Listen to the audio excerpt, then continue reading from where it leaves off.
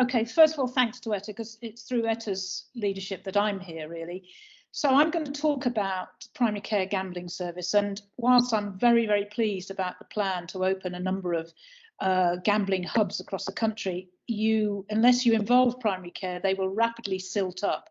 And also you won't get the patient flow through.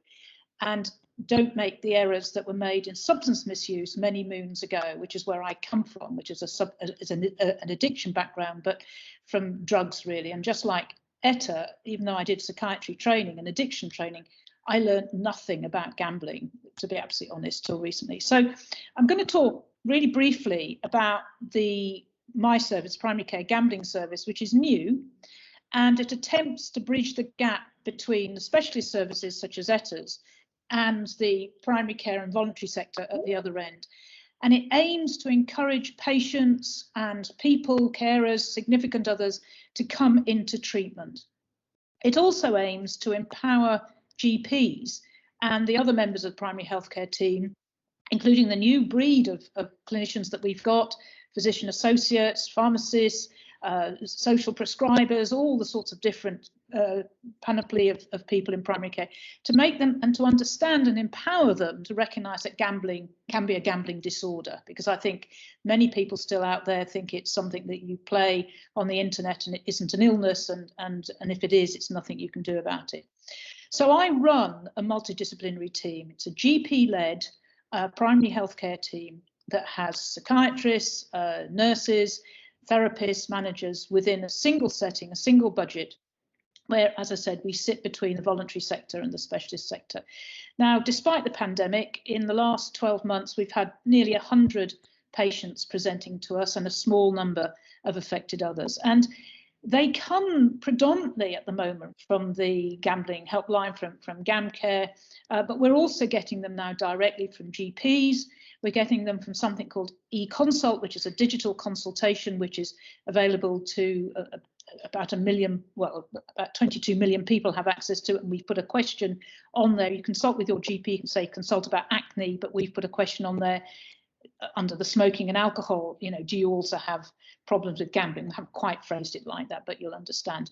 So we've had numbers coming through, and the numbers as we speak are increasing. So obviously we're getting traction, and we're on social media and we're getting traction. And we do act as an intermediate. So we have referred patients on through the system. So we have step up, step down, predominantly to Gordon Moody, a few to Etta's service, but the rest of them, so the vast majority of patients, we work in partnership with the voluntary sector, with therapists and with GPs. So the patients sit within our service. We manage them with a whole range of therapies, ranging from art therapy, group therapy, individual psychotherapy, to cognitive behavioural therapy, you name it, and including a limited amount of prescribing, but we can prescribe, and we've just started to prescribe naltrexone. So we are there. Now, the important message is that we don't replace secondary care. We are absolutely not replacing, but we're an adjunct to it. And we aim to engage the whole system within our patients, so that the patients, if you like, have all of their needs. And if there's one thing I've learned from managing these patients, is that only about 5% have a purely gambling issue. The rest of them have a range of problems, learning difficulties, psychosis, depression, comorbid cross addictions, physical health problems, and housing problems.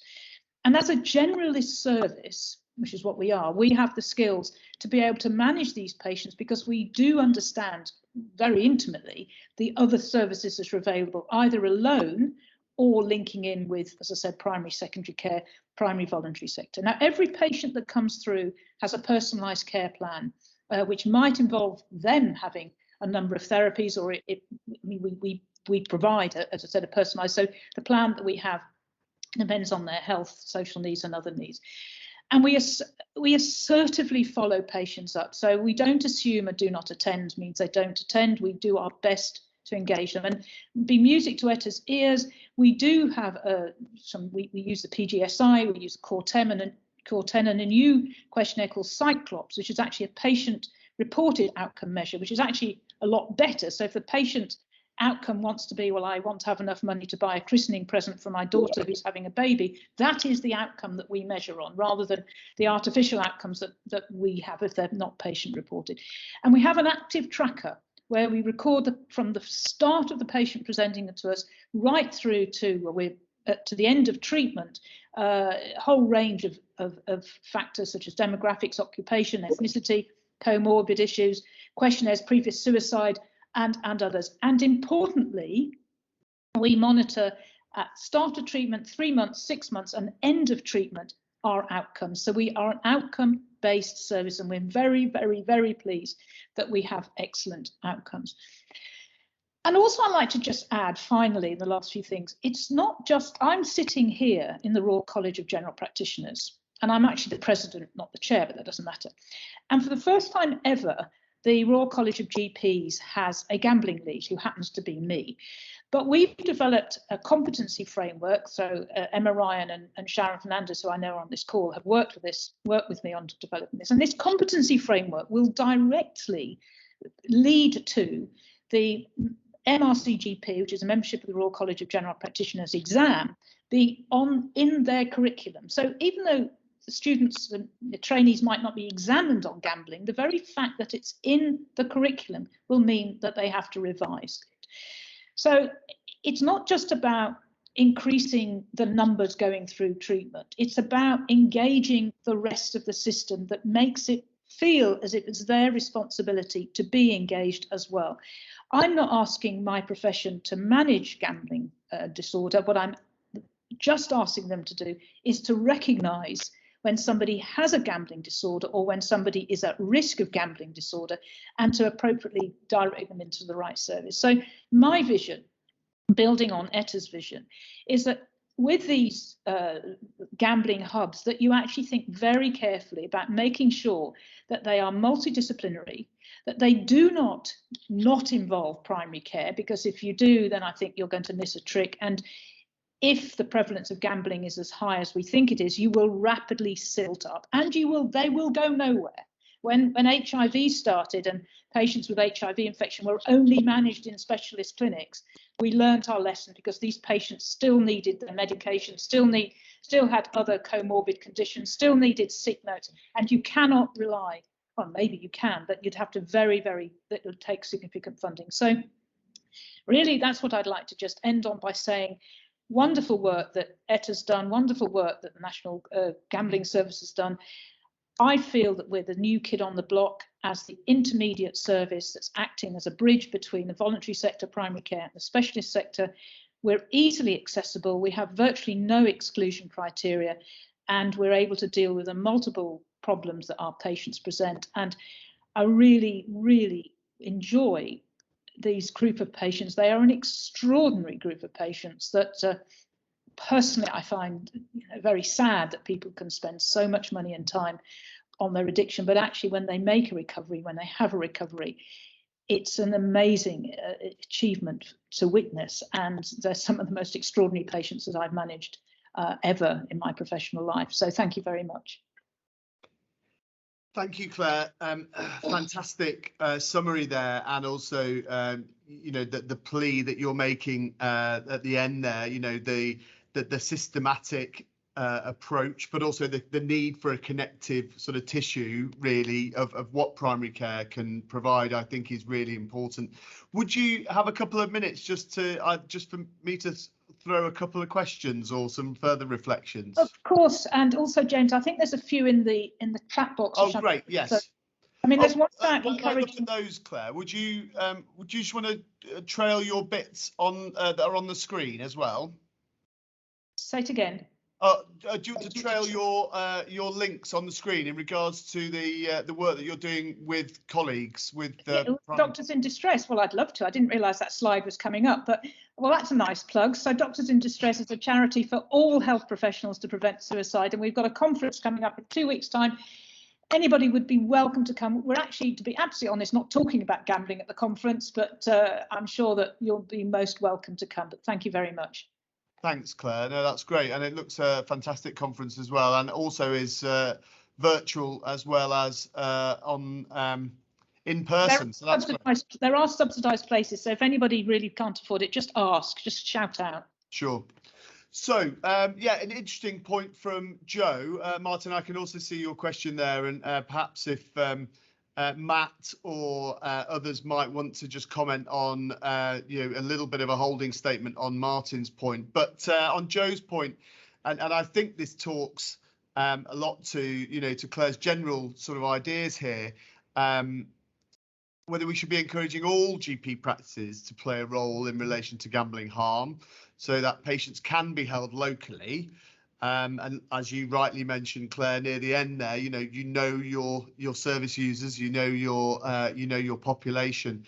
I mean, what's the opportunity, Claire? Have you had many conversations with primary care colleagues about the potential of this sort of interstitial sort of role between secondary and the voluntary sector with primary care as the hub? Have you had interest, conversations? Are people asking you whether you might be in a position to share elements such as the framework or the outcome measures and so on? Yeah, absolutely. I mean, my sense is that until you know the true prevalence of gambling, I don't think, and just for listeners and people on this call, currently general practice is organised at a practice level, which is say an average list size of 10,000, and what's then called a primary care network level, which is a list size of about 50,000, and then a federation, which might be up to 200, 300,000 population level. And what I would be suggesting is that every GP needs to understand about gambling to some extent, and even that it's a treatable disorder, okay, but they don't need to know how to manage it. What they need to be able to do is to refer to an intermediate service such as mine. And I don't think I mean, we're covering the whole of London,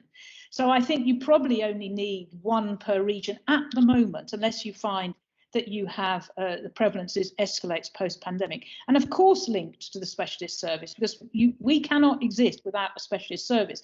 But my caution is that a specialist service, it will be quite specialist and will be remote from, if you like, the primary care. So I think every GP needs to know how to identify a gambling disorder or somebody at risk, and that every federation, if you like, at a population level needs to have a service similar to mine, led through either a specialist or through a GP with special interest. But whatever it is, it has to be easily accessible with virtually no exclusion criteria, that's able to manage the multiplicity of the patients that we see. And we are receiving social prescribers. Thank you, Sharon, because a social prescriber is again a new kid on the block. It's somebody that's not usually medically or clinically trained, but is able to hold the client, the patient, and actually nudge them towards other services, or just hold their hand metaphorically as they sort out their housing issues. And a lot of people, as you know, with other problems, may well have an underlying gambling disorder. So they'll be able to identify those patients. Yes, quite. Sorry, I realised I thought I was on mute, so there might have been some banging there. I apologise. Claire, yeah, no, that's really helpful. And you're right, the social prescriber route is something that is very much considered, especially within mental health. You know, not only from sort of understanding the neighbourhood assets, but also much more sort of realising that there are those sort of wider determinants as well at play. You also mentioned some of the newer roles like the physician associates and community prescribers. The pharmacist, yes, and the yes, that's right, the pharmacist. And is there any sort of role from a nursing perspective that you are obviously in a privileged position, and I do apologise for misrolling you, you know, within RCGP, you know, within the RCN or within other sort of, you know, other colleges that potentially this sort of messaging could be heard? But let's not make the errors we make with drugs. I don't think that all GPs and all nurses can manage patients with a gambling disorder. Number one, we don't have the time. We don't have the resources. It's a real difficult thing. So I've already said we've used a whole range of treatments, right from art therapy through to behavioural therapy.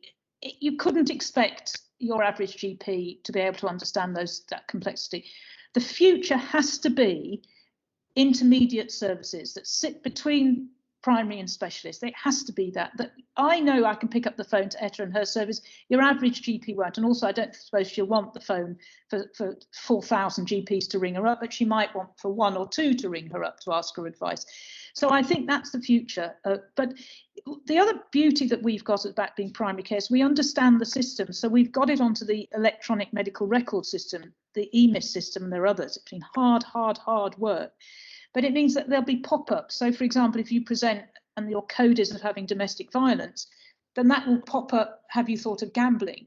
Depression. Now, we're working hard on this. We haven't yet sorted it because of the technicalities of the providers of these systems, but it's the way to start sorting it. So the future has to be learn from the past, learn what failed in the past and build on the future, but don't expect the primary care to be doing. Our competency framework, by the way, James, covers nurses, covers social prescribers, and covers anybody that works in a primary care setting, because it's not specific to the designation of your specialty, it's specific to the level of competency, which is again, we should start.